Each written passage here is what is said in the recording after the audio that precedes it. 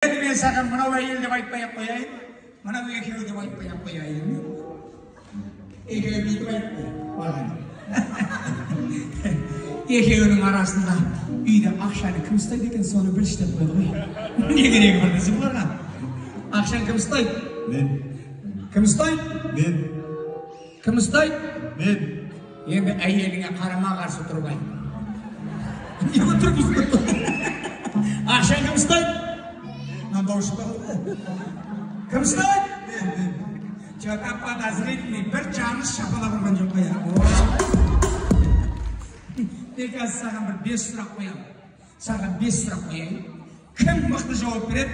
Үйде ақшаны сол ұстайды. Сен артыр. Сен бұлай тұр. Енді ол қоңыраттар оқымысты келеді. Менің әйелім қоңыраттар оқымысты келеді. Сұрақты сенен бастайын. Айналайын келін. Қорада екі бұқа тұр, біреу қызыл жіптен байнаған, біреу қара жіптен байнаған. Екеуінің қайсысы еркек? Қарасы еркек дейді, шапалақ қайда. Жаныстардың намысы қолда бөлме. Сұрақ, бірге, бірді қосса қанша? Шапалақ қайда. Төрдің бері қарап отыр, сен де пазыр оқама. Оп-оңай сұрақ, мынау не? Люстра, қандай люстра? Сұрақ, сенің оң аяғың бар, оң аяқ. Оның қасында қандай аяқ бар? Сол аяқ. Сол аяқ бар екенсің. Сен деп тапсай, оп-оңай сұрақ, күйеуің қайнынесінің аты кім? Айнұр. Айнұр, шапалақ қайда? Қоңырат күшіне мінейін деді, абайламасаң. Сұрақ, сұрақ, сұрақ. Өмірде ең тәтті, жұмсақ, әдемі, сұлу нәрсе не?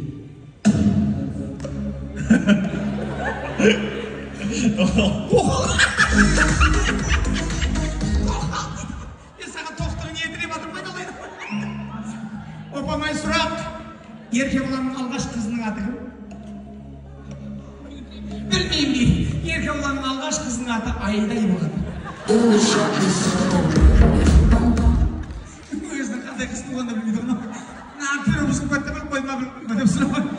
Осыны тапсаң чемпион боласың. Әлемде жануарлардың ішінде қай жануардың баласы туылғанда әдемі көрінеді? Есектің. Қодық, дұрыс. Қодығың туылғанда әдемі болады ғой, өскеннен кейін ишақ болып кетеді ғой, айналайын. Атаманға шапалақ қайда? Енді екеуі билеп бар, билемеген, сүйреп әкелмей. Әркім өзінің ата енесін тауып қойсын. Мен кім дегеніз, мынаның шешесі ғой. Билеп бар, билемеген.